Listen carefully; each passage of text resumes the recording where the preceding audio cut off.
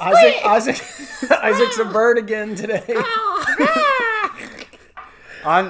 Sorry, Casey. I just had to get out of my Animorphs mode. He literally he Animorphed right on the couch, right in front of God and everybody here. Let's just say this Christmas got a little crazy. Oh yeah, in kind of a quirky young adult novel kind of way. I found out I had freaking bird powers. Yeah, I was about to say, and I turned into a bird.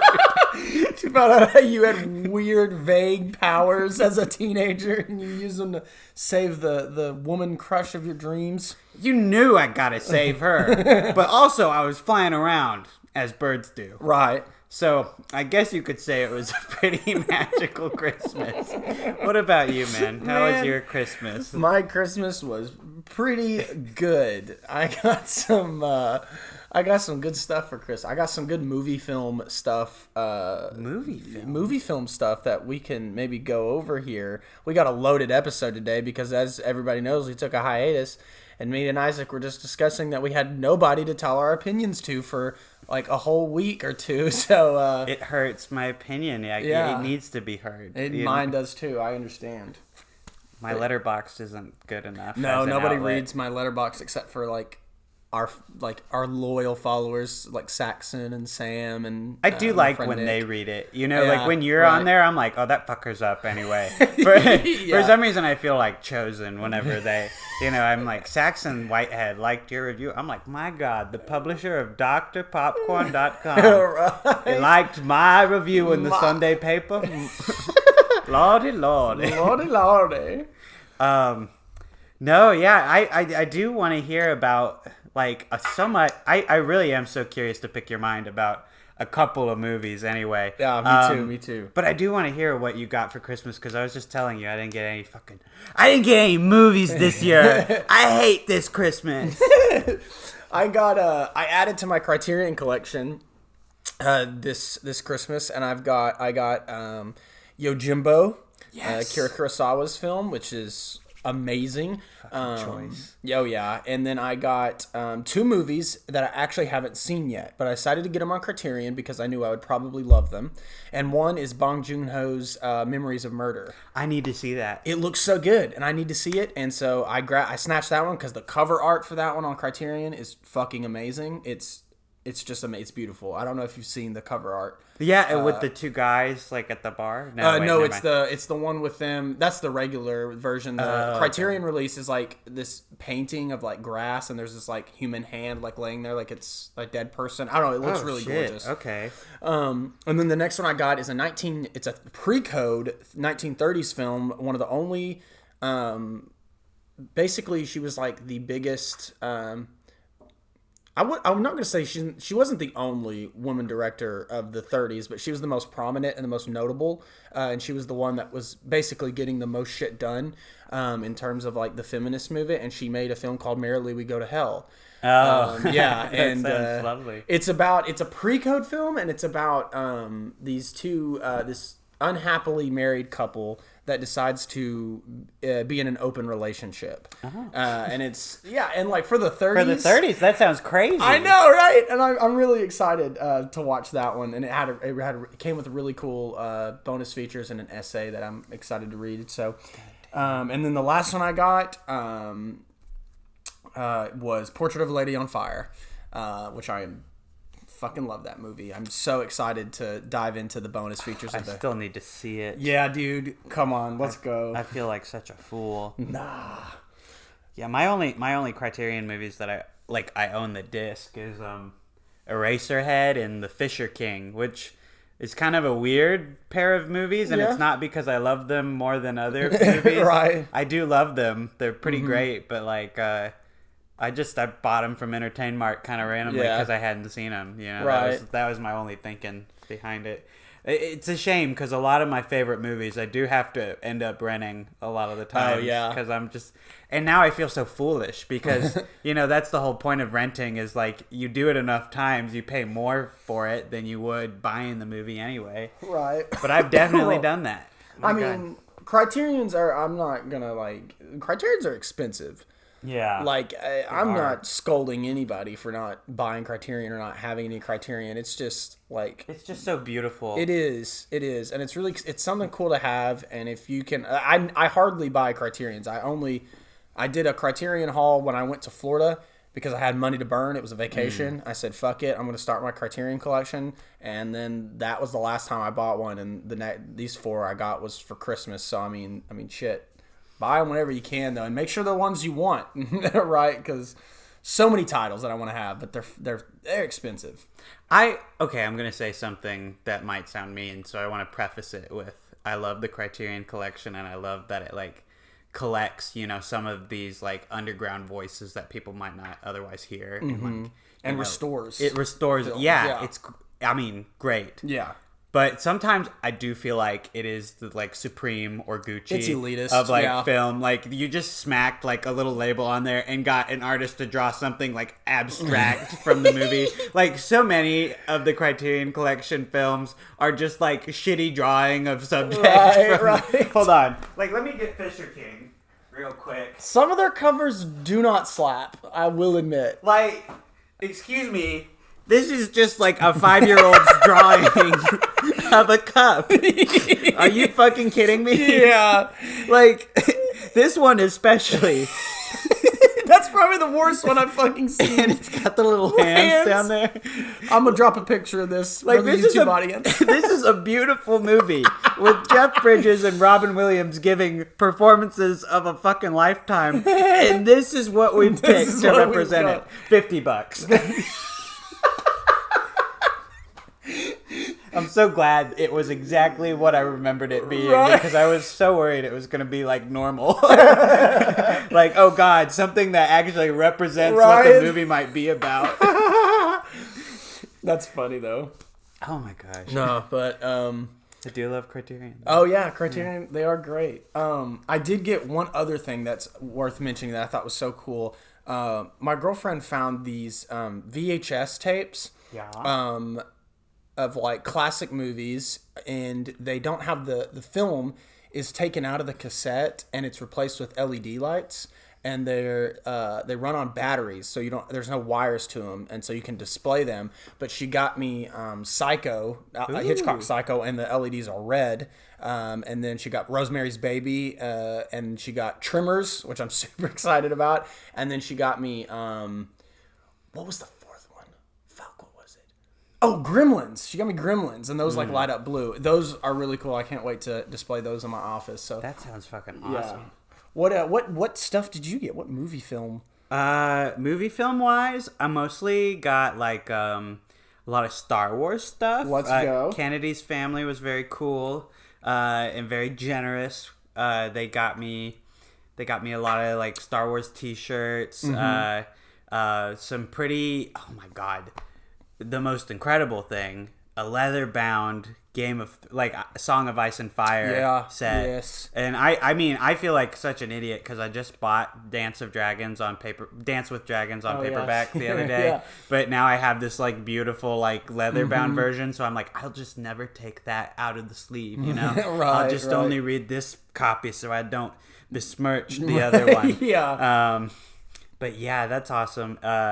And my cousins, they got me. This isn't really a Christmas movie. It was just a movie that one year we got obsessed with for some reason around Christmas. It's called Gentlemen Broncos, and it is from the director of Napoleon Dynamite and Nacho Libre. So it's like very much in that vein of humor. And I don't know, at the time it was the funniest fucking movie we'd ever watched, and we loved it for years and years. And they got me a little Redbubble sticker with a quote from the movie. It's like, it's the friendship stone. Let's blow on it. Sam Rockwell is in it, and he gives a really fucking good performance. He's very silly. I don't know. I haven't seen it in a long time, so I'm gonna keep this illusion of it in my head until until I'm faced with reality. Well, hey, dude, Redbubble stickers are always goated. Like those are so cool. That was what my old laptop used to be covered with. Same. Just like Redbubble stickers. I had a bunch of New Vegas stickers on there. Nice. And I had a Christopher Nolan one that was like in the Supreme logo, and it was over his eyes, and it just said Nolan, and it was cool. But yeah.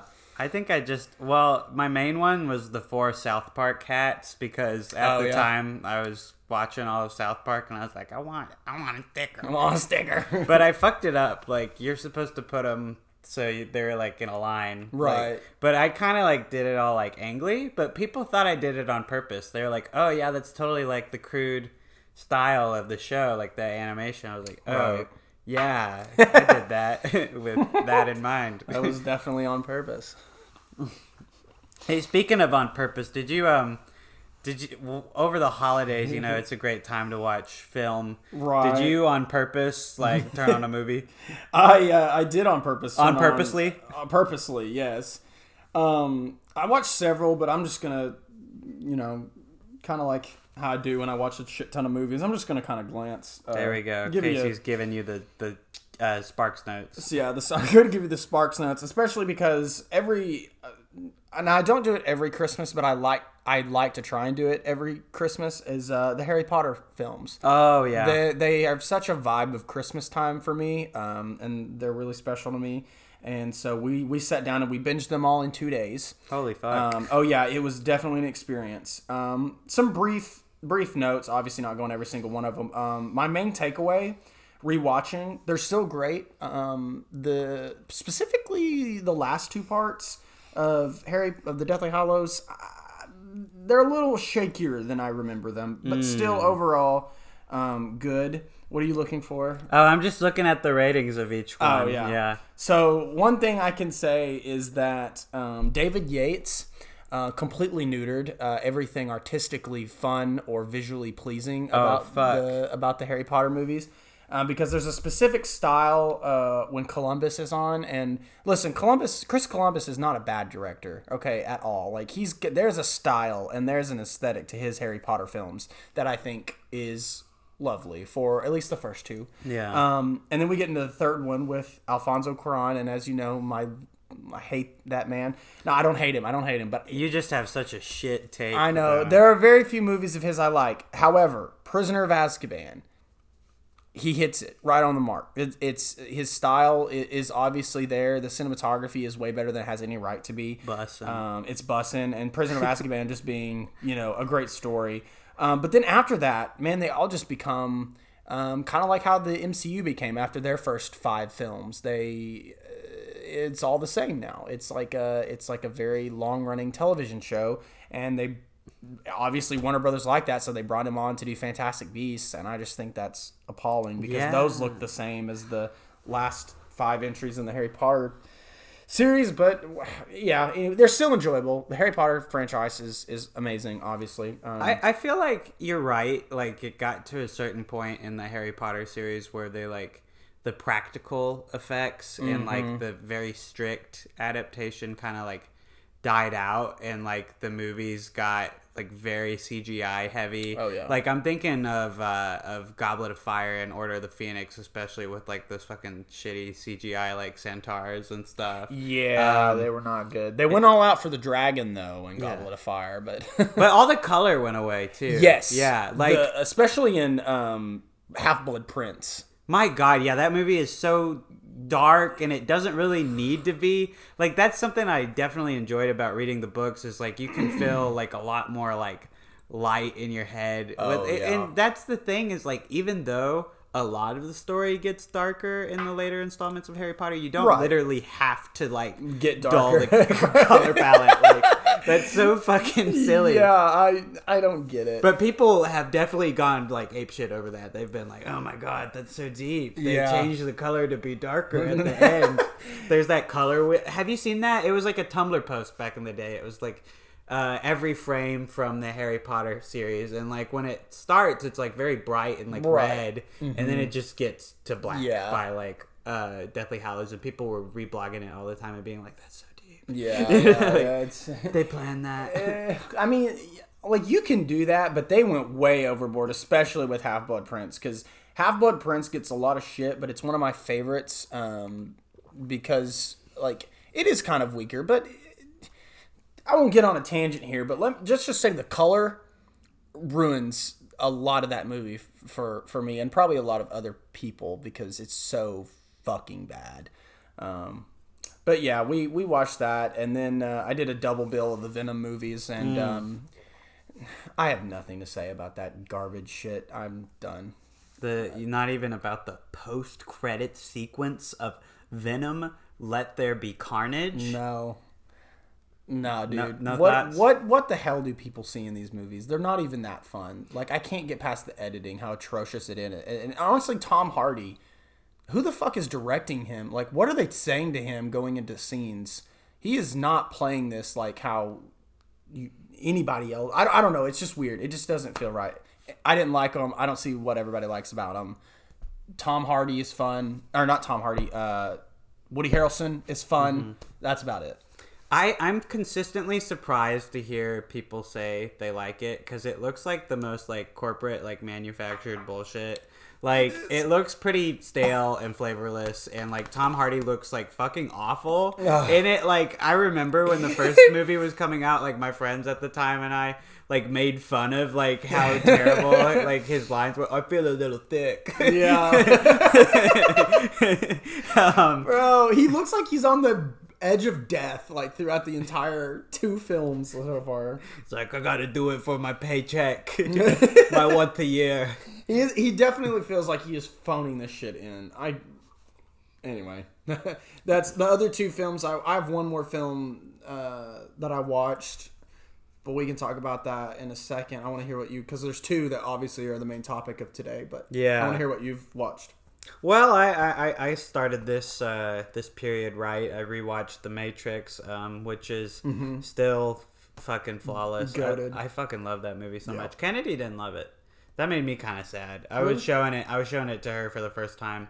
Just never really like clicked for her. And I found out a lot of people feel this way about The Matrix. Like, you know, they can recognize it might have been groundbreaking at the time, but they feel like the story arc of like the Chosen One and like how one-dimensional some of the characters feel and like how kind of wooden the romance is. Yeah. And like, I see all of that. I don't care. Yeah, I think it's a splendid movie. It's one of the first movies, like, as a kid that, like, engaged with me, like, in an interesting conversation, brought, like, a lot of concepts that kids might not normally think about. I know it's not for kids, but, like, as a kid, I loved that shit. I was like, this is so cool. It was definitely a mind-blowing movie for me. I definitely remember watching it and not knowing anything about The Matrix. I went in completely blind, which is awesome. And then seeing the reveal, you know, of, like, just how it played out, I was like, bruh.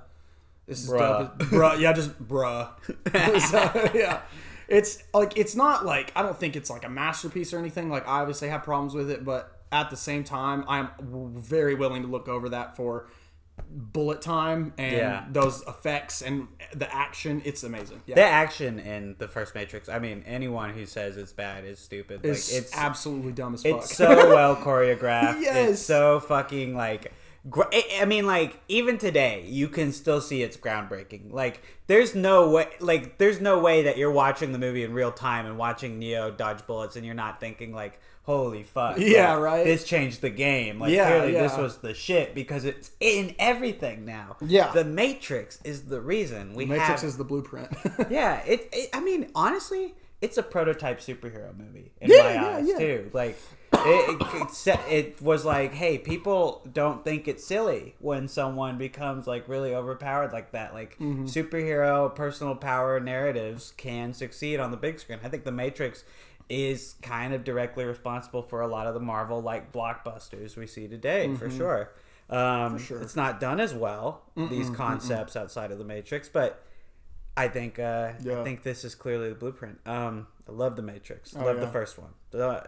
Not going to talk about the sequels. Right. Watch Die Hard. I'm not going to say anything about it. It's still goated. You still got to catch it every Christmas for sure. For sure. I have no problems with that movie. I just want to quote my favorite part now from Alan Rickman pretending to be an American. Oh God, please don't kill me. Oh God, please. You're one of them, aren't you? That's Professor Snape. Good old Alan Rickman. Who haven't seen Die Hard before. I went on a bit of an Edgar Wright's catch up because I'm like, this dude is one of my favorite directors. I haven't watched either of the films he put out this year. And I mean, Sparks Brothers is on Netflix now, so I caught that. Right. I really fucking liked. You liked it? Yeah, because like it was way more energetic than like most music documentaries are, and like go. Yeah, and like it was interesting. It was consistently interesting. The people that they got weren't just like famous names who were just there because, you know, they might say something tangentially related. Like, these were all fans. Like, very clearly people who like understood the band and their movements and all their complexities. I mean, they do obviously have those big name drops still. They're like, oh, Jason Schwartzman listens to fucking Sparks. Right. Look at him, he's here. I don't care, though. It's really great. It's really well edited. I liked it a lot. Just a little bit long was all. Yeah, I will say, I definitely felt the runtime. Checked my watch a couple times. There was a dead spot in there for me for about 20 minutes where I was like, because it has a format that it follows, right? It's detailing all the albums, basically. And it just hit this spot for me where I realized, I was like, okay, we're just going to run through all these albums. And there was a few that were not as interesting to me. But for the most part, like for that at least the first hour and 20 minutes, it was like, holy shit. Like, this is wildly entertaining and very informative.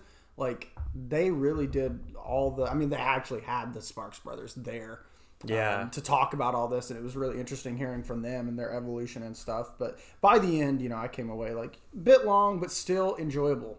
Very enjoyable. Also, did you have any idea they had anything to do with Annette until you watched the movie? No, didn't. Yeah, because I was like, oh my god, what? Yeah, right. And I've been wanting to catch Annette. I still am kind of sad I haven't seen it yet, but now I extra. Oh yeah, no. So that kind of made me knowing that the Sparks were involved with it. I was like, okay, well, I definitely want to catch it now. But then I saw a scene from the actor who plays Howard in The Big Bang Theory. There was a scene from that movie put on Twitter, and they were like, I forget the actor's his actual name. I just know him as Howard from Big Bang, but they were like, this should get Oscar buzz. And I just watched this one like 2-minute scene. Fucking amazing. I am actually pumped to watch Annette now. Yes, it was amazing, and it was an amazing scene. Oh gosh, okay. I don't even want to tell you like what it was about because I was like, I need to experience this whole movie. I feel like I'm really gonna like it. So yeah, I'm excited to watch it now. Okay, I've heard good things. Well, I've either heard really bad or I have heard this is great. Yeah. Like, I have not heard middle ground, and that always excites me when approaching a movie, but it's very polarizing. I think that's going to apply to one of our big subjects today. I don't think it's going to really apply to the other. Right. We're such teasers. What could it be? It's probably not even in the episode title what we're going to talk about. Purposely not. I know that your, like, fucking clickbaity headline's going to have it. Never mind. It's not clickbaity. I'm so sorry, baby. No, it's okay. We gotta get them views. We gotta Papa gotta collect. Papa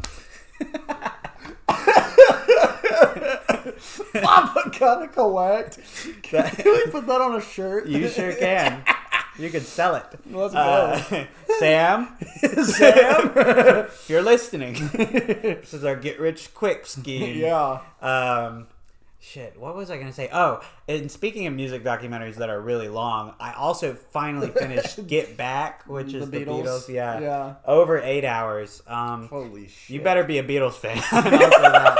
You better really like the Beatles. Right. I'm a pretty big Beatles fan. Mm-hmm. I wouldn't say that I'm a big enough fan to watch this movie with my full attention the whole time. Right. But it is so fucking cool to just watch these dudes hanging out and talking and then just casually write like one of the most famous songs ever made. It's just like, oh, I'm Paul McCartney and I'm just fucking around and suddenly I've written Get Back. One of the greatest songs known to man. It's like, oh shit, okay. I will say I'm not like the biggest Beatles fan, and that is mainly because I haven't dived into their discography like a lot of other people have, but I will say two of my favorite all-time songs are from the Beatles, and that's Yesterday and Yellow Submarine. Nice. I love those songs so much. You have a good appreciation for the Ringo stuff. Oh, yeah. You people bash Yellow Submarine and Octopus's Garden. You can shut the fuck up. Literally. They are pure and childlike and wondrous. They're goated, bro. We all live in a copyrighted world. Fuck YouTube. Yeah, and our mousy mouse overlord, Mr. Disney's. Disney's nuts. Disney's nuts. That was stupid. I'm so sorry I don't have my letterboxd open. How am I to know what I watched? Yes, I was talking about Edgar Wright, and I wanted to mention that I watched one of my favorite movies of the year now. Fuck. Last Night in Soho. Okay. I hadn't caught it, and now I feel stupid because I knew it was going to be something I liked. It's just...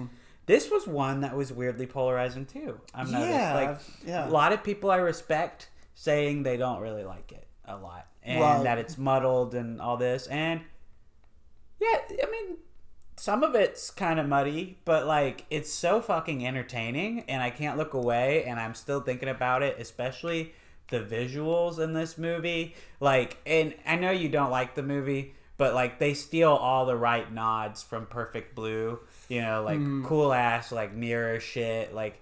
and it's just incredibly performed. Thomasin McKenzie is a name to watch out for sure. Like, because Jojo Rabbit her performance in that is amazing, but like she does it again in this movie, and I see great things for her. Anya Taylor-Joy, though, I mean, we all know, but she's just fucking amazing, and she can do anything, and yeah, she did it. I love Matt Smith too. He's kind of fun, especially in this movie. He's fun. Terrence Stamp is in it. He's really good. He's having a lot of fun. His role, I don't know. Well, you just watch the movie. Yeah, it's the next one I'm gonna watch. The standout to me though is Diana Rigg, who is Olenna Tyrell from Game of Thrones. Right. She is so fucking badass. I love her so much, and she's in this movie. And dope. I love goated for sure. She's goated. Well, great. Yeah. Speaking of Thomasin McKenzie, and speaking of polarizing films. Whoa. The last film I'll talk about tonight, ever. No, I'm ever. kidding. Oh. I finally caught a movie that I've been wanting to see since it came out, but for some fucking reason I hadn't watched it yet. I watched Old. Oh, yeah. You're a big Shyamalan guy. I'm a big Shyamalan guy, and let me tell you, I'm in the camp of Old is good. Yeah, it's official. No, I fucking loved it. Like, Shyamalan is so fucking weird. You know the rule about show, not tell in your like screenplays and in movies? You always want to visually show something because film is a visual format. That's like the basic fucking principle. Shyamalan does this thing where he shows and tells. So there's like that moment where she censored because like an idiot, Casey spoils the fucking movie. I hope I like it. I got a sticker for Kennedy from Super Yaki for Christmas, and it says, I liked M. Night Shyamalan's The Village because we watched it, and it was like surprisingly good. Yeah. And they have this website seriously has that sticker that says that. I thought that was so funny. It's not an ad for that website. I did also, from that same website, get her a shirt that said G is for Gerwig. I think that's pretty neat. Oh, shit. Okay. Like, yeah. For Greta Gerwig. I was like, Gerwig. What the hell? Oh, okay. yeah, that's dope. I'll have to get me one of those stickers for Old. That is dope. Yeah, for sure. I liked M. Night Shyamalan's Old. My friend Isabel liked, Old as well. It's a fun time. What? Oh, here's what else I watched. I watched Pig, and this is the last one before we get into the big movies. For sure. I really liked Pig. Yeah. I like that it's like kind of a deconstruction of like revenge films, like especially John Wick. Like, yeah. I know that's like the easy comparison, but it does seem kind of modeled on that like structure, specifically like with the animal companion and everything.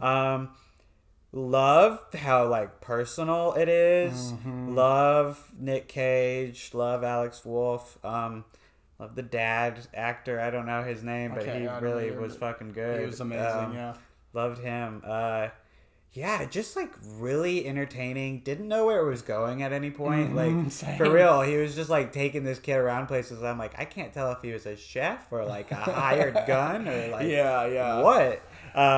Go into this movie cold. If you've Yeah. not seen Pig yet, do not watch even a fucking trailer. Just watch it. Like there are some pretty surprising turns. Like I will just say this: if you are someone who needs like an ending that like is deeply satisfying, like you're gonna fucking hate this movie. Like, Oh, yeah. you know, it's like plot points end in unsatisfying ways because it's not, you know, like a fuck you to the audience or anything. It's just like how this would probably play out. I don't know. It Yeah. always felt very logical as a turn in the story, and it honestly, the more I'm thinking about it, the more I think I like it more. Like, sorry, I said more so many times in that sentence, but I'm feeling this like affection for the film growing. I love when that happens. Like when you walk away from something, you like it more. I was just thinking about this today. Once Upon a Time in Hollywood. Was that big film for me. Because I'm thinking of that movie because Licorice Pizza is getting a lot of reviews like it, that it's like a hangout movie. And I'm like, I wonder how that's going to be, how I'm going to feel about it. But yeah, with Pig, when I was watching it, I was like, I don't know if I see the 5-star hype. I still don't know if I see that. Like, I liked it a lot. I didn't love it, you know? But I am starting to appreciate aspects of it that I didn't think about. And also, oh my God, I just thought about this aspect. It's kind of rooted in some Greek myth stuff, like Orpheus and shit. Yeah. And I thought that was cool. Like, when I realized, like, oh my gosh, there are a lot of parallels in that story. Right. I am a big sucker for, like, Greek myth, like, myth. parallels. But yeah, so those were the only notable movies that came out this December that I was thinking about. So I think we should just probably call it here. Oh yeah. There was nothing. It definitely wasn't a movie that broke $1 billion. Oh shit! Look, that little Spider-Man Happy Meal toy. Oh shit! It made me think. Matrix 4. Yeah, Resurrections. No, we should talk about Spider-Man first. You want to talk about Spider-Man? I think that'd Okay. be more interesting. So Okay. let's do spoiler free first, if that's okay. Okay, I don't have many spoiler-free thoughts. I know. I made notes for this because there's not really much you can talk about Right. without jumping into spoilers, but I wanted to keep my thoughts organized. I think this is a pretty satisfying trilogy capper. I agree. Yes. I agree. I 100% agree, actually. Yeah. Loaded with fan service, but done mostly well in the service of the plot. I 100% agree. I would go as far as to not even call it fan service because it doesn't... Like, it feels like it, right? But that's almost the wrong label because it's done so well, I think. Tom Holland and Willem Dafoe really shine through, and it is probably the best Tom Holland Spider-Man movie. Yes, 100% agree. Okay. Dafoe steals the show, though. Why does this sound like an episode of Deal or No Deal right now? Let's open briefcase number 5. Yeah. I like it, though. Keep going. Okay. With that said, it does not reach the previous heights of the Spider-Man franchise, and instead often relies on audiences to just remember those heights. Agreed. Also, yes. Well, we've kept it very fucking vague, but I guess I would say that I liked the movie. A lot. A lot. I liked the movie a lot. I had a great time with it. Mm-hmm. I don't know that it'll be on my top 10 for the year, but it will be an honorable mention if it is not on the top 10. Yeah. I will say one other thought. It does, for me, it does not feel like a typical MCU film of what we've been getting. Agreed. It feels different. And I think the screenplay is a lot fucking better than the screenplays we've been getting. Even with all the fan servicey stuff, it is incredible how actually, good I thought the script turned out for this film. And I was very, very pleased watching it. And yeah, I'll just say, I really enjoyed it. This is the first Marvel movie I've seen in a while that I've thought, days after watching it, like I would enjoy a rewatch. Oh yeah. Like I did not feel that way about Black Widow or Shang-Chi. Those were movies that as I've spent more time away from them, they've grown They've worse soured. in my mind. Yeah. Spider-Man is one of those where a lot of the elements I liked I've grown fonder of them in retrospect because it could have been so bad. Yeah. And the elements I didn't like, I've realized, are kind of that unfortunate corporate Marvel underside that was always going to be present in this movie. And that's kind of going to be disappointing going forward still. But let's talk spoilers. Yeah. Okay. If you do not want to hear spoiler talk of Spider-Man No Way Home, then skip to this timestamp to hear Matrix Resurrections talk. 56 minutes and 18 seconds. Okay, you have been warned. We're starting Spider-Man spoilers right now. Click away. Beep boop. Beep boop.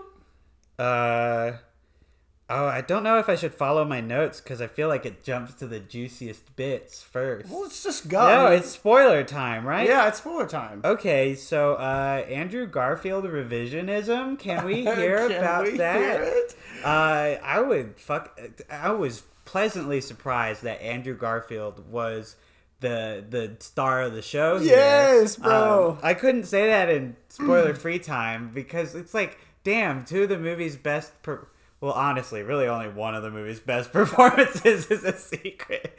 I mean, no shade to Tobey Maguire or anything, but he did not bring it like Andrew Maguire did. No, he did not. He definitely looked more like, they dragged me out of bed to be here with like a really tasty paycheck. Yeah. However, this could be, corporate mumbo jumbo, but like Holland did say that Maguire was happy to be on set, which I do believe that he was happy to be back there, but acting wise, Garfield seemed way more fucking. It was like a closure for him almost. Yeah, and it felt so good. I was very surprised by how like energetic and just well received I was towards Andrew Garfield's character in this movie. Like, yeah, because I remember not liking those movies. Same, but I'm seeing that he wasn't the problem. No, he was never the problem. And honestly, Spider-Man. I'm glad I saw Tick Tick Boom before I saw this because I was like, oh my gosh, my boy. Yeah, right? yeah. Like I think of him a lot fonder now than I did back then. It's like Robert Pattinson, Right. He warmed up to me over the years. It wasn't just Twilight to Batman. He earned my trust back. He's like, oh, I could do a good movie. Just let me prove it. Yeah, right. I was very happy about Andrew Garfield, and I just think all of the Spider-Men conversations are cute and funny, and also they nail the drama too. A lot of fun character playing around moments. Oh yeah. There. Favorite moment in the entire film that literally the only time I teared up.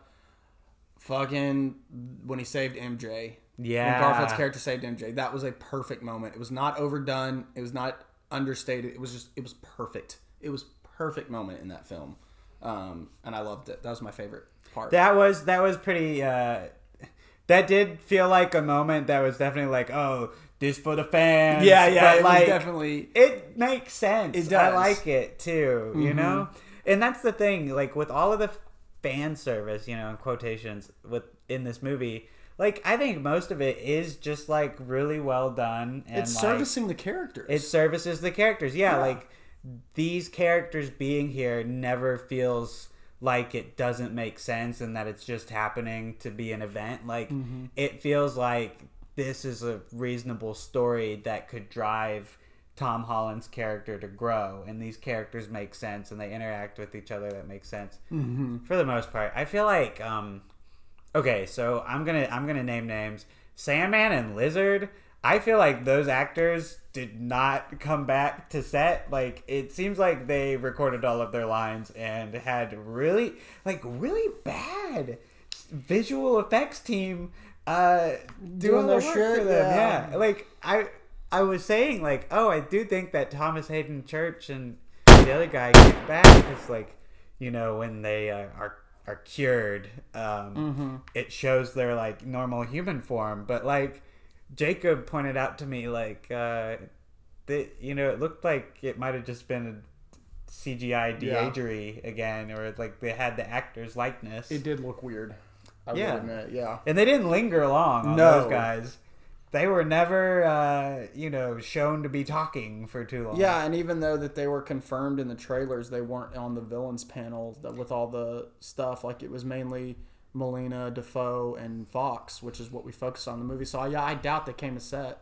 They felt forced. Like, really, like, Sandman and Lizard, pretty forced. Yeah. And I will also say Electro was not given much to do either. I mean, I thought Jamie Foxx is amazing as Electro. I liked his performance, but yeah, I agree. He didn't have a whole lot to do. Yeah, he drove some conflict a little, but really, if it was anyone's show, it was probably Green Goblin. Like, he definitely had it. And I just think you could have had 3 villains for 3 Spider-Men.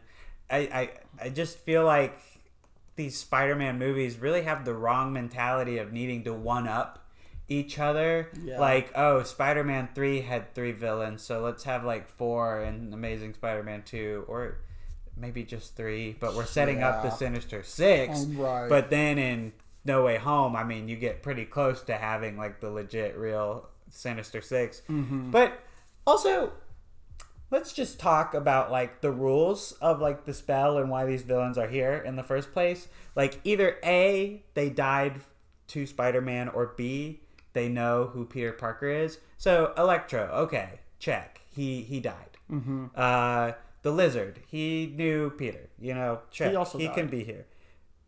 Yeah. Oh, or did he get cured? No, he died. He died. Yeah. Yeah. But Sandman, he didn't die, but he did know who Peter Parker was. By the end, he knew. Yeah. So he's good. Mm-hmm. Dr. Octopus, I mean, he died. Yeah. Yeah. Norman, I mean, he knew who Peter Parker was. And he died. Damn. So actually, whoa, I thought the Lizard survived. Let me fact check that real quick. But he knew Peter Parker. Well, I didn't feel like it was Peter Parker. Wait, was it a either or was it both? Okay, so no, the Lizard did survive in The Amazing Spider-Man. Because I thought he got cured. I guess he... So with Sandman and with Lizard, like, what's the logic? Like, just that they knew, or just that they... So the logic is that they fought Spider-Man and knew who Spider-Man was. Why was the Lizard again? This is where your comment about it being forced fits in. Oh, right. Yeah. I just wanted... We were investigating so deeply, I forgot what the whole investigation was about. Well, no, you're right, because I don't know why he's there if he didn't die. So I was confused because in The Amazing Spider-Man 1, spoiler, Gwen Stacy's dad, the cop, dies. Yeah. So that's what I was confusing it with. But no, he was cured. You're right, he was cured. So, yeah. Just very forced, I guess. I don't know. I just, basically all I'm saying is like, it's a nitpick in the grand scheme of things, because they can't really ruin the movie, but it's just like, they feel kind of shoved in there. Yeah. Especially Sandman. He's a good guy, like, by the end of the movie, too. Yeah. Like, and his reason for being bad in the movie is very hard for me to grasp. Mm-hmm. But then again, the whole time he was like, "I will go see my daughter." And so he said that like 6 times. I was like, okay. It was pretty weak. It was. Yeah. I was like, you can say it all you want, buddy, but okay. Willem Dafoe definitely stole the show in terms of the villains. I think they borrowed a lot of good elements from previous storylines, like PS4 Spider-Man showed up in like the best way, and by that I just mean like they killed Aunt May. Like in the game they killed Aunt May, and in this movie they killed Aunt May, and I thought that was pretty ballsy. I'm like, I've seen it before, liking it here, right? Pretty cool. Yeah. Listen, for the MCU to kill Aunt May, I was just shocked. I was like, when that fucking glider came in and yeeted her across the room, I thought, oh, typical Marvel, she's just gonna be yeeted and she's fine. And she fucking fell down. She started dying, and I literally like sat up in my seat. I was like, are they about to fucking kill Aunt May? I couldn't believe it, because it's fucking Disney. It's Disney Marvel. They never do fucking anything ballsy like that. No, they I don't was kill like, characters. Holy shit. And then by the end of it, I realized that like, I see it now. This trilogy is Peter Parker becoming Spider-Man. It's like his, whereas we thought Homecoming is like him becoming Spider-Man, and the other two movies are like him just dealing with him being, but no, this whole trilogy was about him coming into his own. And by the end, I was just like, well, I fucking loved that. Like, it's good. Like, that's why I appreciate the screenplay so much, is because I thought they nailed it. Like, time after time after time throughout this entire script, up to the fucking Green Goblin fight at the end, which was fucking goated, by the way. I thought it was incredible. I really appreciate what they did with this character, and it really aired out a lot of grievances I had with the Spider-Man character in the MCU so far. Yeah. So yeah, I think they did a lot to bring Peter Parker into his own finally, for sure. Like the crutch of Iron Man is like almost completely forgotten, and I've never been someone who's like really been up in arms about Iron Man being like involved, but like it is satisfying to see him, have to do things on his own now. Like seeing Tom Holland like grow up in front of our eyes in a way. It's really fucking neat, and it's something that the Sam Raimi trilogy, like in theory, tried to do with the first Spider-Man movie, but I think that got fleshed out and seen a lot more in this trilogy here. Right.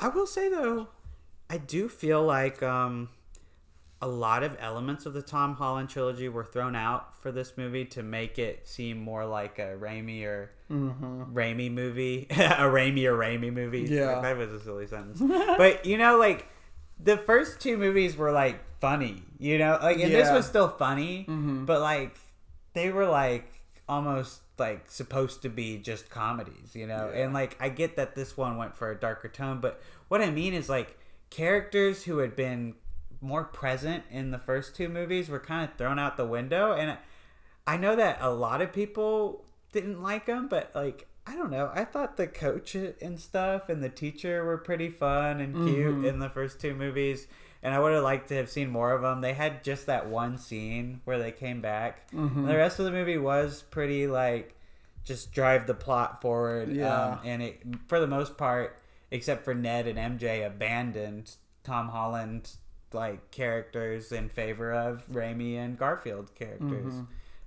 Sorry, I guess I should say Raimi and Webb, but like the fact that Mark Webb directed Amazing Spider-Man like never comes up. It's like it's perfect casting, Mark Webb. Yeah, casting. They can't beat that though. Firing, yeah, for sure. John Watt, I think, also maybe got a little bit better in this movie. He did. A bit more visually interesting. I have such a bone to pick with that man.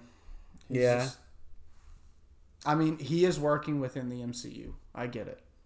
But his first two Spider-Man films, man, most visually uninteresting, fucking stagnant shit ever. I don't know, but this one felt different. Yeah. Well, there's just really like a shot I can remember, which is more than I can say for the first two movies, but like when Peter Parker's like standing in the rain and stuff, and like it's like kind of like a high frame rate. That shit was pretty dope. Like I remembered that, but like for the most part, it's still pretty bland the way things are shot. Like the way that the Green Goblin reveal, it's like so static looking, and like when they come through like the strange portals, especially that shit just looks like flat and weird. I don't know what it is. Yeah, and then also Chris Stuckman's review, I remember him saying, like what you said about the Green Goblin reveal, he's like, does Willem Dafoe not deserve, like, a pan up, a tilt up to reveal? Does he not deserve that? I'm like, you're fucking right. They really just do put the camera, like... Yeah. They've, like... There would never be a handheld, like, camera sequence in a Marvel movie. Like, was there not one in this one? Handheld? Towards the beginning when he was when he's flying. Oh my gosh, that was pretty cool. It was. I specifically am thinking of the shot when Electro shows up and Spider-Man's like flying through the forest. Oh, and that also shot was cool. The shot of him with his spider sense going off and like that Green sequence? Goblin. That sequence was actually my favorite from the movie. So dope as fuck, bro. That was before Maguire Garfield showed up, and that was probably my favorite moment. Just like honestly, the whole Aunt May death sequence and everything that happened after was really good. I would say the first part of the movie was like not as good. Yeah. Like the rounding up the villains was pretty. The first 30 to 45 minutes like of the movie. Fetch quest is weird. Yeah. I don't really like the strange multiverse setup. Like honestly, I just like him being in the movie so that we can get those consequences. You know, we can get villains coming through, and we can get. Still not fully convinced that he would ever do that. That his character would do that, but. I'll take it, I guess. I don't know. Whatever. He's just in the movie because it's a connected universe, and they needed to bring the villains in somehow. Like honestly, like Sony's original plan was to break from Marvel and go back to having it in just like their own Spider-Man universe. Right. It wouldn't have changed the story very much. Like the only people they would have lost would be Daredevil as the lawyer, and they would have lost I can't even remember. Oh, Doctor Strange and Wong. I'm sorry, what a stupid fucking cameo that Daredevil was. That was the one part where I was like, okay, please. That's just pure fan service. That's what I mean. It's like the first part of the movie and the fucking cringe shit, like when they quote the memes, like, I'm something of a scientist myself. Okay, but I cackled at that. I know, it was stupid. But it didn't, like, really strike me as, like, the right time to be saying that phrase. No. Like, it was just more forced than it needed to be. That was what broke it for me. Yeah. I'm just going to say, as much as I enjoyed the movie, though, like I said, it never really reaches past heights. And specifically, I want to say Into the Spider-Verse did it first, and it did it better. Like, I like this concept of Spider-Man coming from the multiverse to team up with someone who's going on a character growth journey in a more vibrant than usual way. I just liked it better when it was Miles Morales and Peter B. Parker. And God help that you get silly with the concept of a multiverse. Like, Into the Spider-Verse wasn't afraid to have literally fucking John Mulaney be a pig Spider-Man or Nicolas Cage be like a noir Spider-Man. Noir Spider-Man is fucking dope. Yeah. Like, that movie is so much fun, and it's not limited by this, like, boring, like, Marvel, like, things gotta stay grounded or recognizable. Like, we gotta be able to... That's my fingers. Okay. So I was like, drumming. Sorry. What is going on? Because the vibrations are coming, like, right to where that's I'm weird. When you're drumming your fingers. So I don't know if you agree with me on that, but, like, I just feel like, especially with the villains in this movie, it's asking you to look back and remember heights when really I think that Spider-Man 2 is a better movie of Spider-Man fighting Doc Ock, and also, having to face real life struggles like paying rent and, balancing classes and his relationship. Like, they hint at that in Tom Holland's Spider-Man, but they never commit to it. It's almost like look, we're trying to please the Raimi crowd by introducing those serious elements. This movie reads to me like a survey. Like they went on Twitter and read whatever shit fans said they wanted in the movie. And they were like, we're going to just make the budget enough to get all of these wish fulfillment requests done. And I mean, in a way, it's satisfying, but it also just feels so machine and like corporate too. Yeah, of course. I mean, but I'm not going to say the Spider-Man fans were wrong this time, because a lot of the decisions they made in this film, I think, were the right ones, especially the fucking ending. The diner or the fucking bakery shop sequence with MJ, I was like, oh my god, what this is like a whole new MCU I'm seeing right now. They are actually doing shit that makes sense and that's actually good for like like it's actually so like character driven and good, and I don't know, I was very surprised by it. I get what you're saying, because I was surprised that I liked it, because I did famously predict it could be bad. Right. Well, I mostly like questioned. You know? Like, Luke was saying like, "Oh, you were so wrong," and I'm like, "Well, I also expected that it might be good." I don't know. Right. Like, I'm not trying to be the weatherman of like movies. Yeah, you know, if I haven't seen them, I don't know if they're gonna be good or bad. You can only predict. Yeah, and you can only take a gander when the critical reviews come out. You still really don't know. Like, especially with Marvel movies, like with the high percentage of just like, they're pretty okay, and translating to Rotten Tomatoes as, this movie is a 90%. Yeah, right. But fuck, what was I gonna say? But honestly, I'm kind of surprised. But Matrix 4 has me kind of thinking about this movie a bit more cynically, because I think they're kind of opposites. Like, this movie is definitely, in the camp that, like, art and stories belong to the fans. Mm-hmm. Here's their narrative that they want. We're listening. Here you go. Whereas Matrix 4 is like a movie that says, this is my story. And because I am so passionate about it and I want to do it right, it will be unapologetically mine and deeply personal. And I find that, even though this movie is probably more is manufactured to be more entertaining throughout its runtime, that my respect does go more to movies that dare to be personal and, not as satisfying. Like, can you imagine?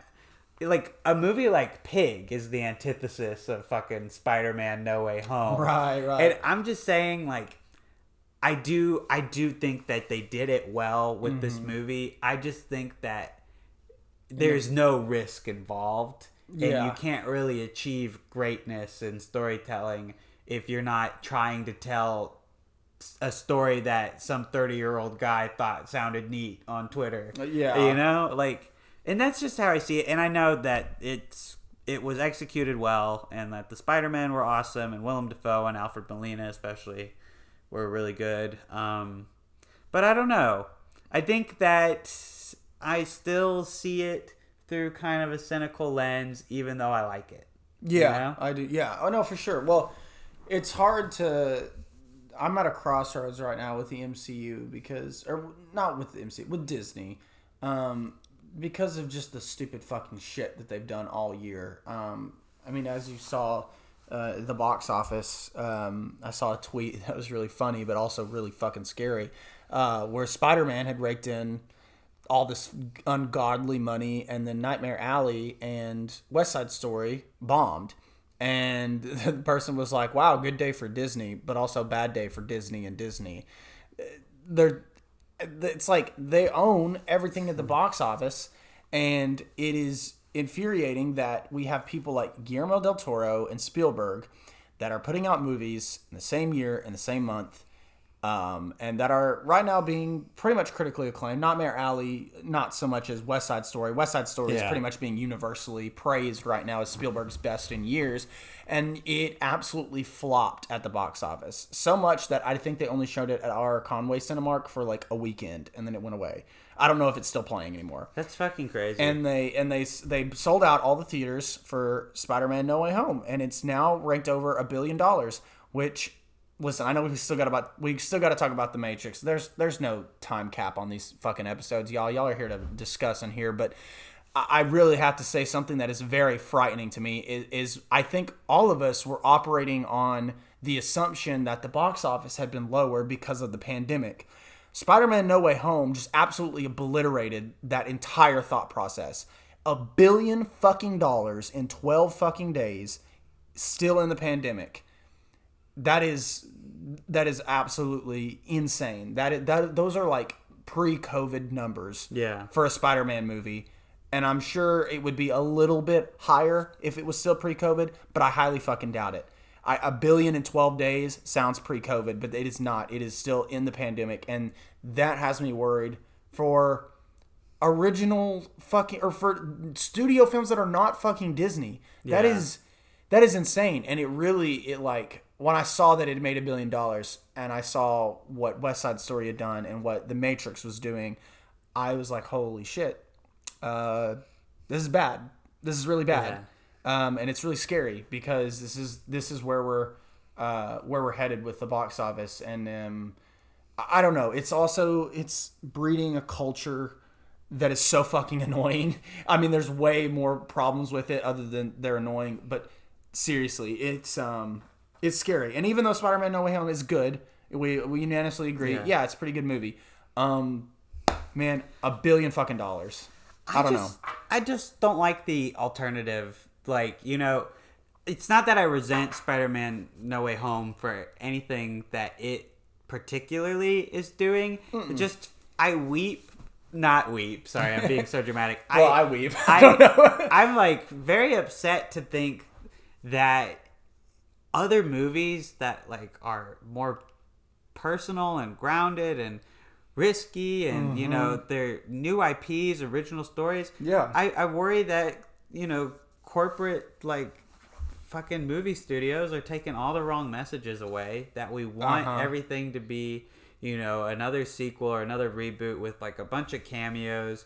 Like that's good, like that's fine. It's fine that movies like that happen, but I hate that that's the only option now. And this is something that I think is a good segue into Matrix 4 a little bit. Is like, I just think it's so annoying how fucking entitled fans are becoming because of this. Because there's only one type of movie succeeding at the box office these days. Yeah. And fans have taken it to mean like, we need to be pleased. That's what benefits a movie in terms of success and critical reviews, and our approval of it is if they listen to us, appeal to us. And so when a movie like Last Jedi or Matrix 4 comes out, I always want to walk into it on its side, because I don't think that a movie has to be for everyone, right? Like no, it doesn't. I think that you should be able to connect with a piece of art if you like it, if it makes you think of things that you, the individual, like.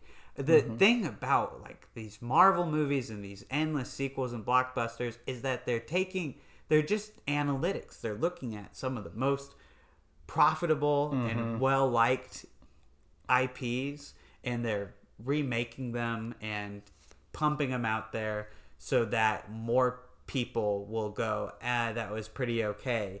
And we're not getting too many movies that make us go like, wow, that really blew my mind, Nothing's mind-blowing anymore. There's no like spectacle. And I think that's pretty ironic that Matrix 4 is coming out in this time, because I think the Matrix franchise represents, groundbreaking originality and hope for like filmmaking and original ideas. Like I think at that time the idea of superhero IPs was exciting because it was a way for like people to tell these nerd stories that hadn't really been heard before. Yeah. But now that's all there is. Yeah. You know, the nerds have made it so unfun because their movies are the only ones that get their stories continued. Right. You know? Yeah, for sure. There's never been a more perfect time for the Matrix Resurrections to come out.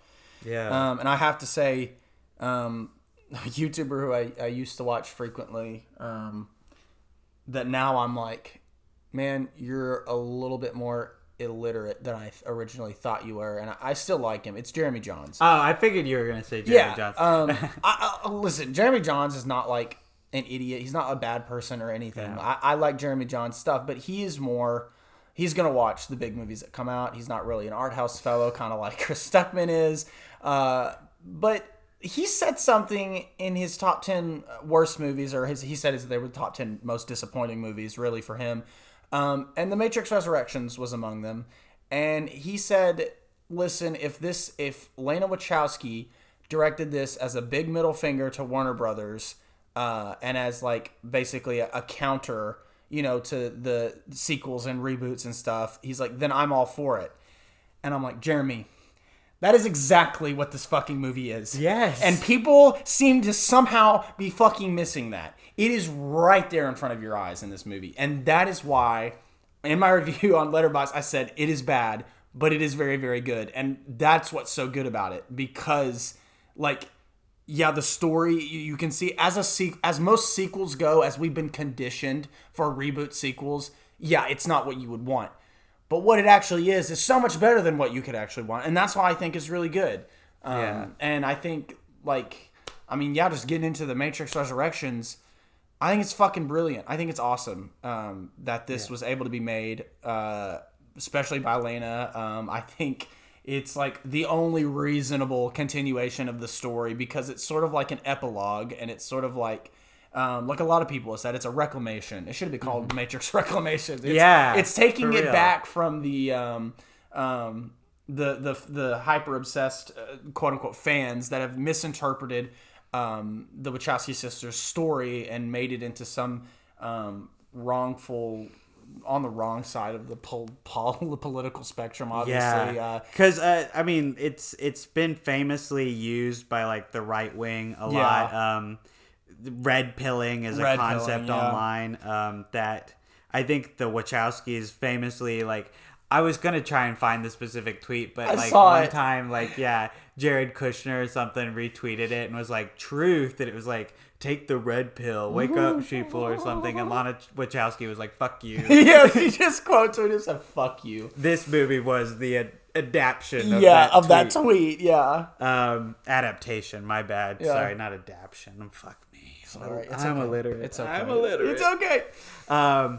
No, I agree with you fully that, well, like, I like a lot of the ideas, and especially I like the direction it went in terms of being, a continuation of the Matrix story. Like, it was the only way. I just can't think of another way to really go about it without just being, a Marvel movie for the Matrix. Yeah. Like, you could have all the beats. I just kind of want to jump into spoilers. My spoiler-free thoughts is it's good as a meta-narrative, especially. I think that it suffers from being a Matrix sequel. Yeah, well, I wouldn't even say it suffers. I think we suffer because the audience, what is it? It's the expectations of what some people have put on a Matrix sequel that is annoying to me. It's not really that I don't think it really suffers that it's in the Matrix world. Like, I'm happy to be back in that world. But at the same time, like, I get what you're saying. I think the continuation of sequel plot lines from 2 and 3 that I never really loved. I honestly watched a recap. I want to watch them, but I haven't seen them, so I watched a recap. I watched them back in the day. Like, I want to give them another shot because a lot of, like, cool film people are like, oh, they were actually kind of ahead of their time. And, like, rewatching this did make me want to go back and see it. Right, sure. But I also was remembering a lot of elements that I didn't like about the original Matrix trilogy, specifically in 2 and 3, that some of this reminded me of. I'll just say that the first 45 minutes were the most exceptional of this movie, and let's just jump into spoilers. Go in as blind as possible in Matrix. Form your own opinion. Yeah, my spoiler-free thoughts on Matrix Resurrections is watch it and decide if you like it or not. And whatever you decide is going to be all right, as long as you're not missing the point. But yeah, so let's jump into spoilers. We'll probably be talking spoilers for the rest of the episode, so if you haven't seen it and you don't want to hear spoilers, we will see you next week for our top 10 or top whatever of 2021. So, I'll just say I like the new Morpheus. I don't love the new Smith. You don't like Jonathan Groff? I like Jonathan Groff's performance. Okay. This is something that surprised me. I kind of see where Jeremy Jahns is coming from on this. Oh, really? Where him sharing the Agent Smith name and being that character doesn't really do much for the plot. It could have very easily been a new guy, and I think it should have been, because this movie is asking you to implant their previous relationship, and you just never see it because they're way different takes on the character. True. Here's what I'll say. I really like how modernized the Matrix becomes in this. Like, I think it's a dazzling effect that you kind of wonder what's real and what's not in the first 45 minutes. Like, bitch, they had me tricked that maybe the whole first 3 movies were just video games. Like, maybe it's just Lana Wachowski doing a semi-autobiographical attempt at making a Matrix 4. And honestly, that's where I was the most entertained, was the focus group. Neil Patrick Harris kind of pulling the wool over Keanu Reeves' eyes that whole time. That fucking awesome White Rabbit sequence where he's just taking more and more blue pills. I'm like, to the best song ever. yeah, for that scene. one pill makes you copyright. That was good. Alice. Oh, God damn it. That song fucking slaps. Oh my gosh. I'm so glad that it was featured in the movie in its entirety. I also love that she added a post-credit scene. Oh, with the cat tricks? Yeah. Oh, it was so good. I didn't end up sitting through it for the movie, but then I found out about it and looked at it on HBO Max. I was like, whoa. Just a tiny 15-second post-credit scene, but I only thought there would be a post-credit scene from what the rest of the movie was like. I'm like, bro, I bet they fucking did it, and sure enough they did it, and it was funny. Because that's a total riff on how Marvel movies because it's always like this is how we're going to continue the story in future installments, right. And this is just like the cat tricks. Yeah, right. I think I read an interview with Lena talking about how because Warner Brothers had been for years trying to get her to do a sequel. They at least wanted her blessing to do one, and she refused, and then finally I read an interview with her, and she said after her brother had died and her father had died, and she was in just a grieving process. I think it was just their parents. Their parents? Yeah. Okay, so both of their parents.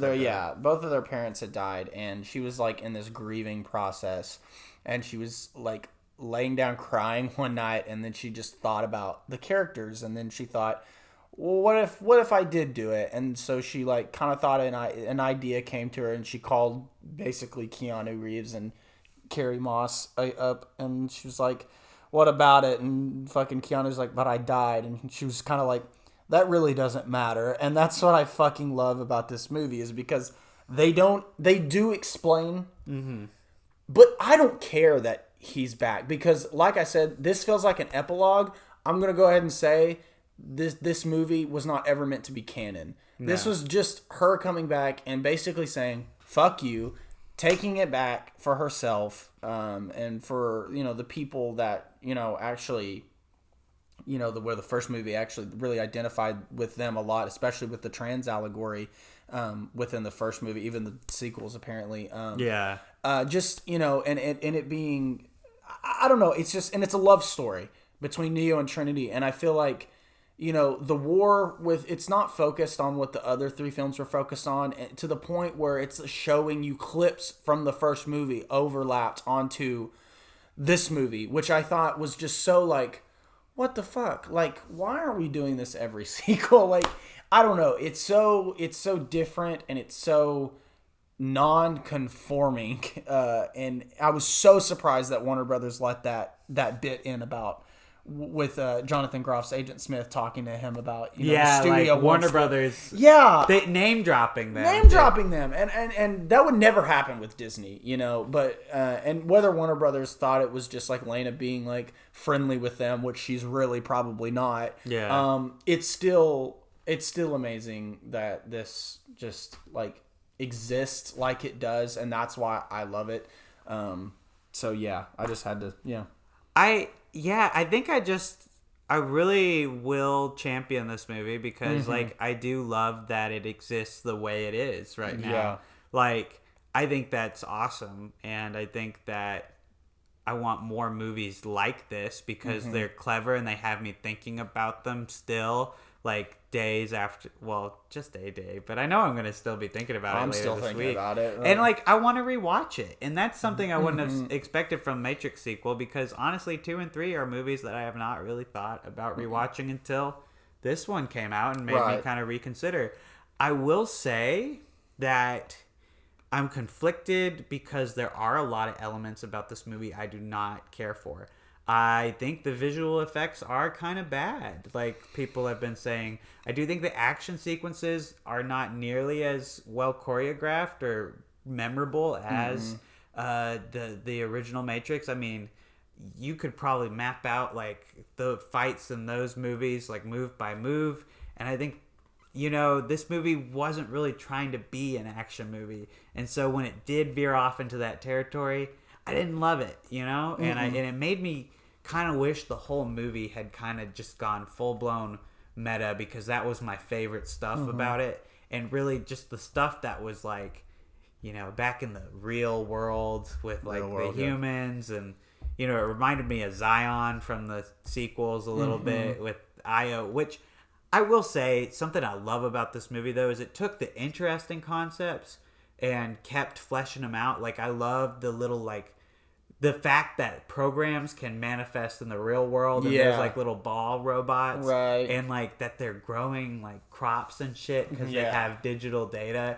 Like these are all very interesting ideas, and the idea that machines would turn on each other, and that there's these little like subsections of machine like factions, like that's dope as fuck. And also, I just really love the modernization of the Matrix itself, like the tricks getting more clever, and especially Neil Patrick Harris's like monologue about like human nature and like feeling like surprisingly good in a villain role. Not super intimidating, but like I like where they're coming from with this look at him, and it kind of reflects to me like the, you know, the right wing kind of like media suave people. They're all like very charming about their like racism and controlist like ideas.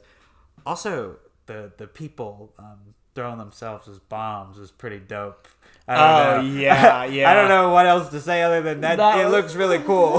That sequence is dope as hell. Yeah, they're just like. I will say I do agree with you that the action wasn't as good. The CGI fights and stuff weren't as good. But again, like.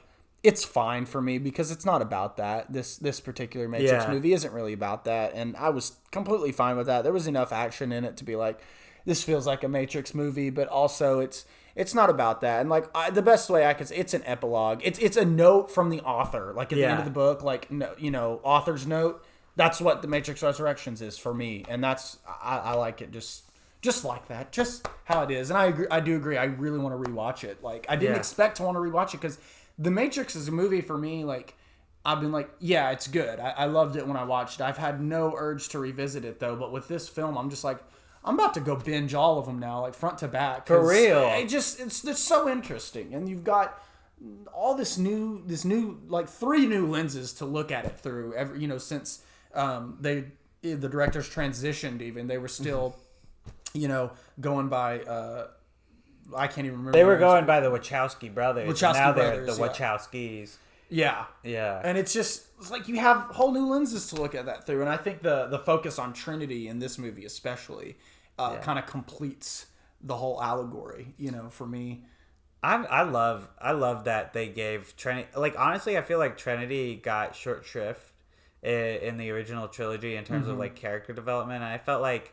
the focus on her and kind of like righting some of those wrongs for her character, making her powerful. Like I really liked that, and I liked the idea that these two characters need to be together. Like the romance was kind of silly in the original Matrix, but it's sweet. It's like I do want them to do anything to get back together, and it's nice to see them. I think it's so funny that they named the husband Chad though. Yes. That's just pretty good. Like I think that's just to be funny. Yeah, I like it a lot. Right. It was funny. I didn't even catch it till I was on Twitter after, and I was like, "Oh shit, his name was Chad." They said his name a lot, so that's why I was like, "Oh my god!" It just never registered with me. I was like, "Okay, his name is Chad," and then I saw it on Twitter, and I was like, "Okay, in this context, I understand now." It clicks. Do you think that they were going for like? Making more? Like, do you think that the ending signifies more sequels, or is like a final like wrap up? I think it's a final wrap up. I think Warner Brothers will try to squeeze more Matrix movies with different characters. And I don't want them to do that, and I really hope they don't, because I really want this to be the end of the Matrix forever. I want this to be it. I want us to look back on these 4 movies with, well, maybe just the first one and the 4th one, maybe. I don't know if your feelings on the second and third one, but the series as a whole, I want it to be looked back with fondness and be like, yes, this was that was the ice maker. Oh, okay. You could say like, okay, this is a complete text, and we can evaluate it like so, and it's not ever changing with reboots and sequels and stupid fucking spinoffs. I don't want all that shit. I feel like it ends on a pretty finite note. Yeah. But studios, they have their way of doing shit. I just hope that they don't. I am worried because it's bombing right now. It only made $12 million. I looked it up. It cost $200 to make. Who knows how much it took to market. Mm-hmm. Globally it made. It's made about 100, I think. Oh, really? Yeah. I'll double check. Thank God. Okay. Yeah. No, I was worried it was bombing, and if it bombs, domestically it was 69 million last time I checked. Well, I'm worried if it succeeds because they might take it as like make more now, right? And like I want the Wachowskis to be able to make like other movies. Like they clearly want to make other movies. It's just sad because ever since The Matrix, they've only made flops. Like, Jupiter Ascending didn't make any fucking money. Cloud Atlas was disappointing. But, Speed Racer. Yeah, Speed Racer. But with this movie, I hope they are considering the HBO Max subscribers. Like, most people I've talked to watched it on HBO Max. I did watch it on HBO Max just because I don't know when I'm going to get to go to the theater again. And we needed to talk about it, and I was really excited to watch it. So I was like, you know what? I don't think Lana Wachowski cares anyway. No, I don't think they do. And also, Keanu Reeves said that he didn't care. Yeah, he was like, watch it at home if you have to. So 2.8 million HBO Max subscriber households watched it. And then the box office. So I think, okay, so it said miserable 12 million Friday to Sunday, 22.5 million domestic debut with a 65 million and counting global cum. Okay, I was a little bit off. So I would wager it's almost to 100 million by now because these are a little bit older numbers. But 100 million global is not good.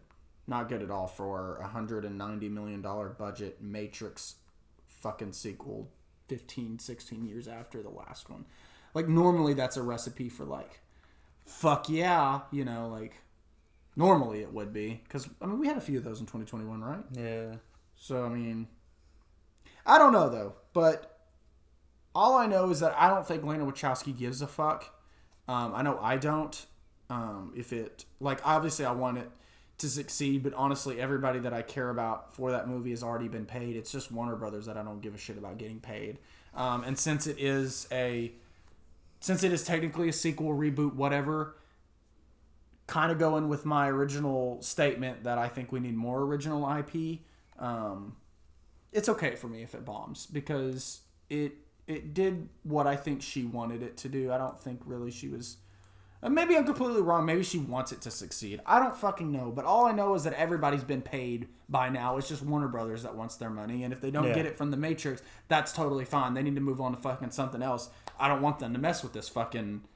This IP. Yeah. Just let it be dead. Yeah. Like, this was a good author's note, and now it's done. Like, forever. Like, stop. So, but yeah. I guess you could say I was left smiling and satisfied by The Matrix Revolutions. And that is what she said. Revolutions? Resurrection. Okay. Revolutions is the third one. Oh my gosh, how embarrassing! I looked at my Letterboxd note today, and I had typed Matrix Revolutions as the title of that, and I instantly took my film badge away, and threw it in the garbage. I said I can't be in this club anymore. This game's gotten too big for me. It's too big. Wow, yeah, this was a long one. We had our hiatus, obviously. Yeah. So it was always going to be long. I think next week is going to be long too. Oh yeah, I can't wait for next week though. It's going to be so good. We are going to talk our 10 favorite films of the year that we've seen, obviously. Yeah, my list is looking pretty morbid right now. Yeah, but, I'm going to try and catch Licorice Pizza this week. Same. Might watch Annette, might try and get that in. I'm just going to be real. I don't know how I'm going to be able to watch Red Rocket before the year's over. And that's one that I'm super hyped for. So I would have liked to have seen it. And I want to try and see Power of the Dog before we do this video. Oh, please. Currently, my top 10's looking pretty spicy. Can't wait to share. Yeah. this was a pretty interesting year for movies, and I liked a lot of them about the same, so it was really hard to put them in order. Yeah, I mean, this has been an all right year for movies for me. I've been pretty, honestly, the biggest difference I see between my list right now, or my ranked so far, and other people's ranked, is The Green Knight is like in everybody's at least top 10, at least most times top 5, and it's like number 16 or 18 on my fucking list, man. So I haven't enjoyed a lot of the same movies that other people have this year, but by next week I will have watched. These are on my immediate watch list. It is Judas and the Black Messiah, Mitchells and the Machines, Last Night in Soho, The Last Duel, Annette, Lamb, Spencer. Oh, I want to see Spencer. I forgot about fucking you can rent it on VOD right now too. Cry Macho, Tick Tick Boom, and King Richard. Oh, and I do want to watch Don't Look Up. I don't know how many of those I'm going to get into. Licorice Pizza as well, of course, and West Side. There's so much that I haven't seen, but I definitely, for sure, Tick Tick Boom, Cry Macho, Lamb, Spencer, and Annette. And we have a lot of time before the Oscars, and we can always make amendments. We can always make amendments. I would love to come out and be like, hey, I saw this movie. It totally shakes up the top 10 for 2021. Like, I don't mind doing that. Mm-hmm. You know, I just have limited time in the year to see everything that comes out. And I just like to watch movies when it feels like the right time to see them. I'm not a big crunch for the big event guy. I mean, I do it for the Oscars sometimes. But, you know, I like to enjoy and think about a movie for a while. For sure. Before I move on to the next one. Anyway. For sure. Yeah, top 10 of the year next week. Wow, this will be the second time we've done it. I've done it. It's been doing this for a year now, and wow, we've got a surprise for y'all. Come Oscar season, it's gonna be fun. I can't wait. We got a cool little idea. It's gonna be spooky, spicy fun. Yes. So look out for that in March, whenever the Oscars. Yeah, premiere. March, February. Who knows when? I think it's early March. So yeah. Yeah, bro. So hopefully I know we'll probably have seen all of the Oscar films by then. And I have a sinking feeling that Don't Look Up is going to be nominated for a lot of shit. And though I haven't seen it, I don't think it should be. So, well, I'm going to go back to the sky. Yeah. You know. Fly away, man. I have powers.